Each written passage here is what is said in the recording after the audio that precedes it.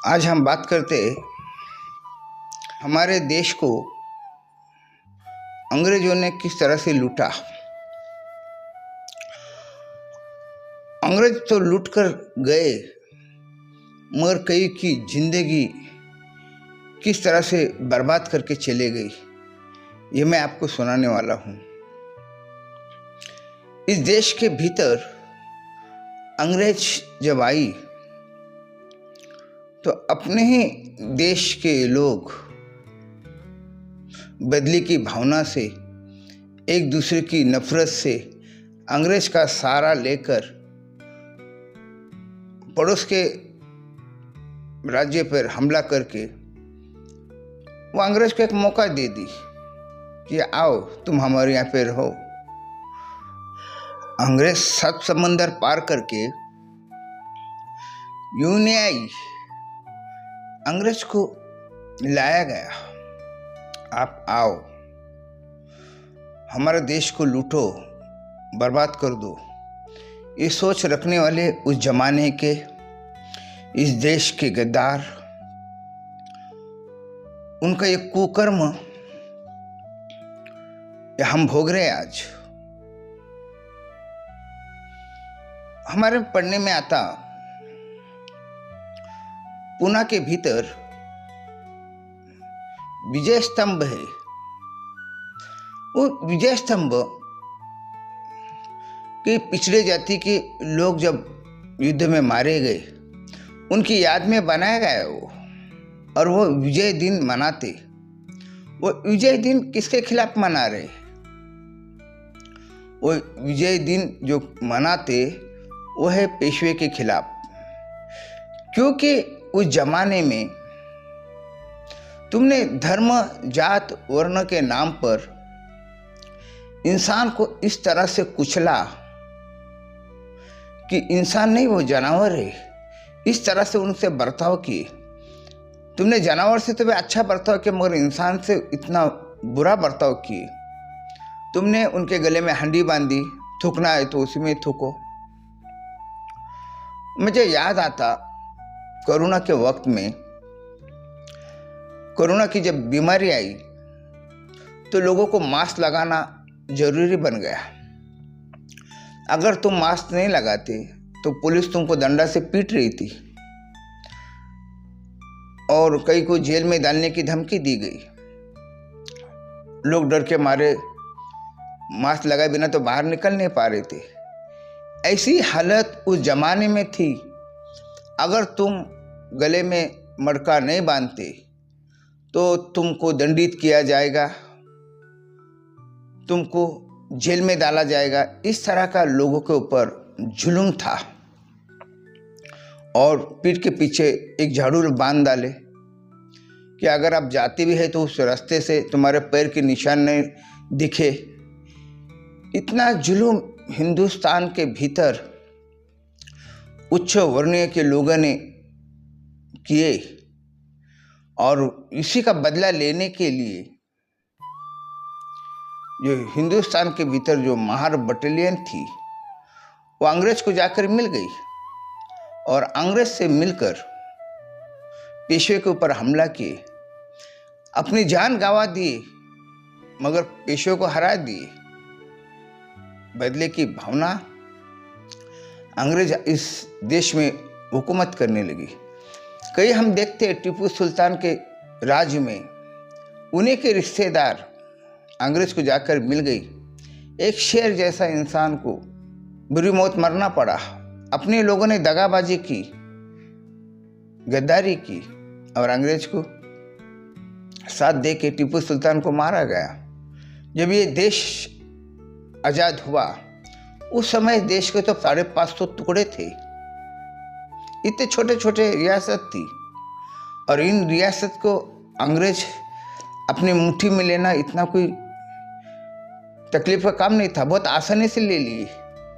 ये गद्दारों के वजह से तो ये देश का सर्वनाश हुआ। अब आप कहते रहेंगे कि सर्वनाश क्या हुआ। अब मैं बता रहा हूँ आपको। जो भातोले थे, जो कैकड़ी, रामोशी, पारधी, ऐसे कई जात को उस समय सेटलमेंट में डाला गया। वो सेटलमेंट आज भी सोलापुर, हुबली, गदग, धारवाड़, बीजापुर, कनकाल, इन सब तरफ सेटलमेंट नजर आता। उस सेटलमेंट में हमारे दादा परदादा को डाला गया।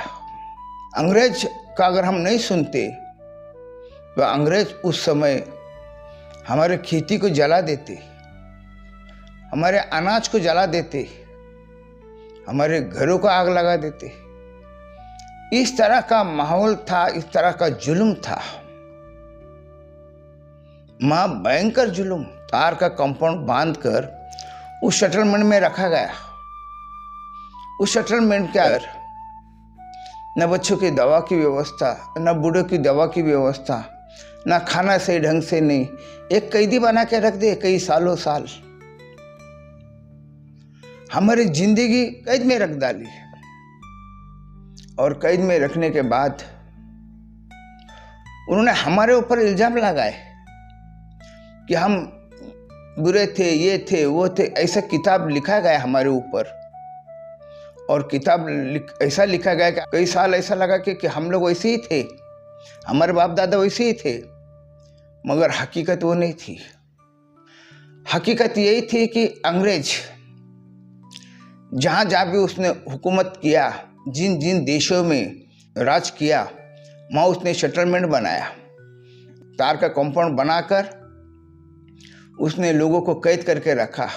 जवान बेटियों के साथ बलात्कार किया गया कि नौजवान बेटे को गधे की तरह काम पे जोड़ दिए और बूढ़े को हालत पे मरने दिए। इस तरह से बुरी हालत हमारी कौम की गई। उसका असर आज तक मैं देख रहा हूँ मेरी कौम के ऊपर। मेरी कौम आज भी गरीब नजर आती। इतना बड़ा घाव, इतना बड़ा जख्म जो अंग्रेज ने मेरी कौम को दी, मेरी कौम उस घाव, उस दर्द से उभर नहीं पा रही। आज भी इस देश के भीतर अगर कोई गरीब कौम है तो मेरी कौम है। भातोले गरीब है क्योंकि इनका सब खेत सब बर्बाद कर दिया उस समय, और इनकी सोच को, इनको सोचने के लायक ही नहीं रखे। इनके बच्चे लोगों को लिखने पढ़ने नहीं दिए, अनाड़ी रख दी। आज भी हम गांव जाते हैं, गांव में देखते हैं हमारे, तो वही हालत है आज भी। अनाड़ी, एजुकेशन नहीं, लिखे पढ़े नहीं। हम लोग के ऊपर इतना जुल्म ब्रिटिश ने की, आज तक हम उस जख्म से बाहर नहीं निकल पा रहे। कुछ अभी लिख पढ़ रहे बच्चे, वो तो अंबेडकर की मेहरबानी है कि जो देश के भीतर उसने आरक्षण लाया, वो आरक्षण का फायदा एजुकेशन में हो रहा, इसलिए बच्चे जा रहे। वरना हम तो आज भी अनड़ी रहते और हम आज भी बेरोजगार है। हमारे समाज की हालत बहुत खराब है आज भी। इसका जिम्मेदार कौन है? इसका जिम्मेदार अंग्रेज तो है ही, मगर इस देश के जो गद्दार थे, जो अंग्रेज को हमारे देश में जो लेकर आए, जो अंग्रेज को एक दूसरे की खबर दी, जो अपने बदले की भावना के लिए अंग्रेज के साथ हाथ मिलाए, ऐसे लोगों की वजह से हमने बुरे से बुरा दिन देखे। और कुछ इस देश के जो भीतर के जो लोग थे, ये महात्मा गांधी जैसे लोग थे, पैसे लेके बच्चे ये लंदन पढ़ने गए, लंदन में जाकर पढ़ लिख कर ये बैरिस्टर बने। इस देश के बड़े बड़े उद्योगपति रहे, इनको अंग्रेज से कुछ नुकसान नहीं हुआ। नुकसान हुआ हमारे जैसे को, बहुत से लोगों को तो देश के भीतर अंग्रेज आने से खुशियों का माहौल था, क्योंकि लोग एक दूसरे के बदले की भावना में अंग्रेज की मदद लेकर वो अपना बदला पूरा किए। और तुम्हारी लड़ाई, तुम्हारी जंग मेरे वंश ने भोगी। देश आज़ाद हुआ उसके बाद भी पेट भरने के लिए यहाँ से वहाँ भटकते रहे, जीवन कष्ट में बिताए, जीवन तकलीफ में बिताया, आज भी तकलीफ में बिता रहे कई लोग। मैं देखता हूँ अपना इतिहास खोजते तो हम सब लोग धन संपन्न वाले थे, हमारे पास खेती बाड़ी थी, हमारे पास सब कुछ था। हमारा सब कुछ लूट लाट कर चोरी करके अंग्रेजों ने हमको तार का कंपाउंड में एक गुनहगार की तरह रख डाले। उसका असर आज भी हमारी कौम के ऊपर हो रहा। इसका जिम्मेदार कौन है?